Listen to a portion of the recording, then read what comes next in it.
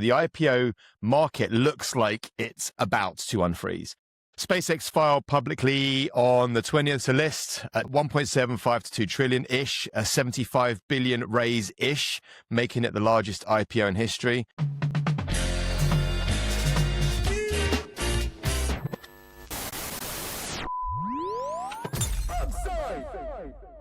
Same day, OpenAI started preparing filings, debuting over $1 trillion. They're currently at about 850 with revenue at about $2 billion a month. And also the same day, Anthropic disclosed that it hit $11 billion in Q2, up 130% in one quarter, posting its first operating profit. Now, they're also looking at an October IPO. They're considering it. Why is this important to Europe? Now, this is massively, and I'm sure I don't need to tell our audience about this, but there are many reasons. How our companies are priced, where they sell, where they exit, but possibly, argue with me if you don't agree, where I think is most important is all our LPs are in American publics. They need DPI. We need this recycler capital. Interesting fun fact, the US markets have roughly 5 times the daily liquidity of all European markets combined.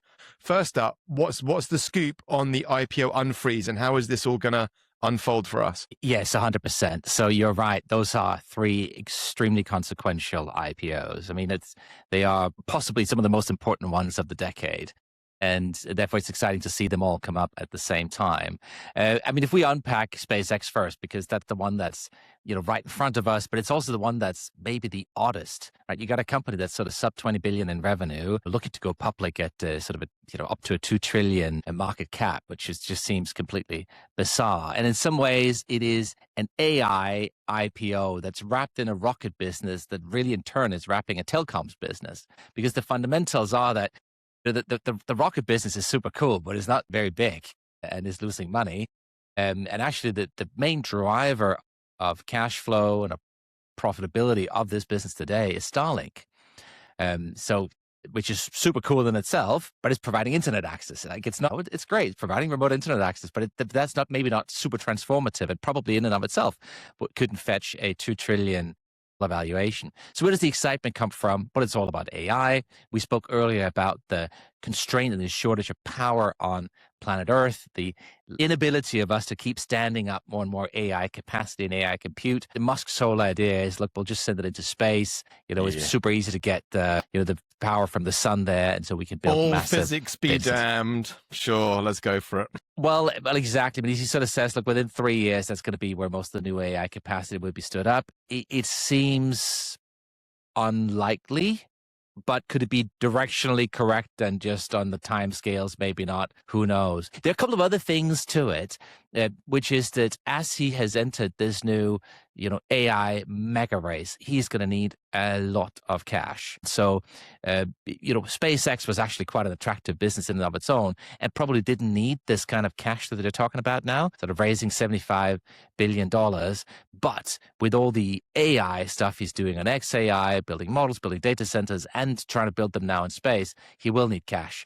And so they are looking to raise. XAI is burning a bunch, isn't XAI burning something like $2 billion a month or something crazy? I'll check on that, but there's a big burn in there, isn't there? Yes, you'll recall they stood up their 2 massive data centers, but actually ended up leasing one of them to Anthropic. I saw that.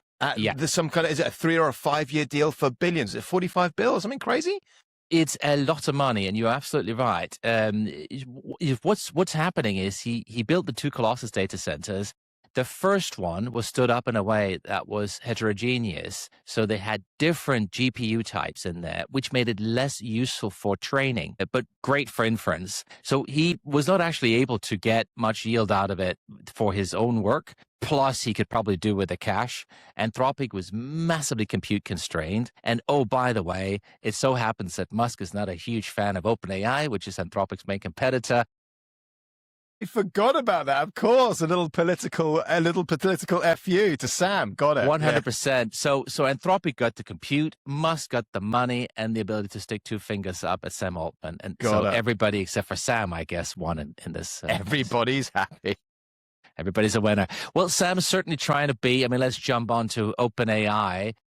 Looks like there'll be a filing this week targeting an IPO also this year. It's slightly smaller than SpaceX. They're looking at a $1 trillion Is that valuation all? Pocket change? A trill here, a trill there. What will be really, really interesting is that in many ways, this S1, this filing, will be the most consequential financial disclosure in tech of the decade, Mm. because we are finally going to see what are the real subscription economics of ChatGPT. What is the real, what are the real inference costs per query? What is really going on with the Microsoft relationship, the full Yeah. depths of it. We've been guessing about this stuff for years. It and ain't going to the be S1 pretty.